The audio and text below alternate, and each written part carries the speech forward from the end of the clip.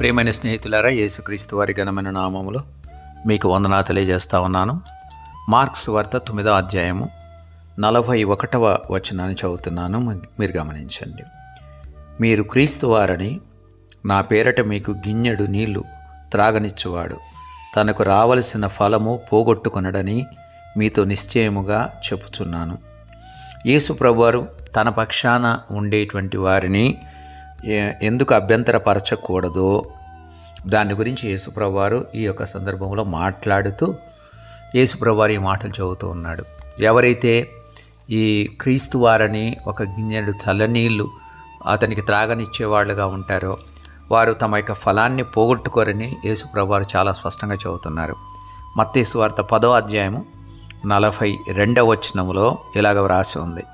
మరియు శిష్యుడని ఎవడు ఈ చిన్న వారిలో ఒకనికి గిన్నెడు చన్నీళ్లు మాత్రము త్రాగనిచ్చునో వాడు తన ఫలము పోగొట్టుకొనడని నిశ్చయముగా మీతో చెప్పుచున్నాను. యేసు ప్రభు యొక్క నామములో మనం ఎవరినైతే మనం రిసీవ్ చేసుకుంటామో వారు దేవుని సేవకులు, దేవుని ప్రవక్తలుగా మనము ఎవరినైతే భావించి వారిని మనం రిసీవ్ చేసుకొని వారికి ఆతిథ్యం ఇచ్చేటువంటి వారంగా ఉంటామో, లేక వారి యొక్క దాహాన్ని తీర్చేటువంటి వాళ్ళంగా ఉంటామో, లేక వారికి మనము కొంత పరిచర్యను చేసేటువంటి వాళ్ళంగా ఉంటామో వారు తమ యొక్క ఫలాన్ని పోగొట్టుకోరని యేసుప్రభువారు చాలా స్పష్టంగా చెబుతూ ఉన్నాడు. దేవుని యొక్క వాక్యము కీర్తన గ్రంథం 122వ అధ్యాయంలో కూడా యెరూషలేమా నిన్ను ప్రేమించువారు వర్ధిల్లుదురు అన్న మాట కూడా అక్కడ వ్రాయబడినట్టుగా మనం చూడగలం.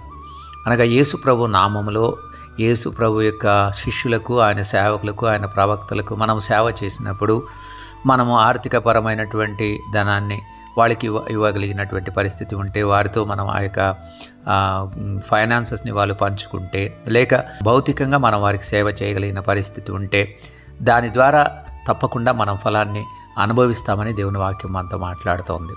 కొరింథీ మొదటి పత్రిక 15వ అధ్యాయము చివరి వచనం 58వ వచనంలో ప్రభువు కార్యాభివృద్ధి యందు మనం ఎప్పటికీ ఆసక్తులై ఉండాలని దేవుని వాక్యం మాట్లాడుతుంది. కారణం ఏంటంటే క్రీస్తు కొరకు మనం చేసే ప్రతి పని ఎప్పుడు కూడా నిష్ఫలము కాదు అని దేవుని వాక్యం మాట్లాడుతుంది. కాబట్టి శాశ్వతమైనటువంటి ఇన్వెస్ట్మెంట్ ఏంటి అంటే మనము దేవుని కొరకు, దేవుని యొక్క రాజ్యవ్యాప్తి కొరకు, దేవుని యొక్క సేవకులకు ఎవరైతే ఉన్నారో నిజమైన దేవుని సేవకులు వారిని మనం ఐడెంటిఫై చేసి వారితో మనం సహకరించి వారికి సేవ చేయడం ద్వారా, వారితో సహకరించడం ద్వారా నిత్యమైనటువంటి ఫలితాన్ని మనం సంపాదించుకునే వారంగా ఉంటాము. ఒక గిన్నెడు చన్నీళ్ళు ఇస్తే వారు ఫలాన్ని పోగొట్టుకోకపోతే అంతకంటే ఎక్కువైనటువంటి సేవ చేసేటువంటి వారికి దేవుడు ఇంకా ఎంత గొప్ప ఫలాన్ని సిద్ధపరుస్తాడో ఒకసారి మీరు జ్ఞాపకం చేసుకోండి. కాబట్టి దేవుని పరిచర్య, దేవుని నామం కొరకైనటువంటి పరిచర్య ఎవరు చేస్తున్నా వారితో సహకరించి వాళ్ళతో పనిచేయగలిగితే, వారితో మన యొక్క ఫైనాన్సెస్ని మనం పంచుకోగలిగితే, లేక భౌతికమైనటువంటి సేవను చేయగలిగితే తప్పకుండా సమృద్ధి అయిన ఆశీర్వాదాలు మనమందరం కూడా పొందగలం. అలాగా చేయడానికి దేవుడు మనందరినీ ప్రేరేపించునుగాక.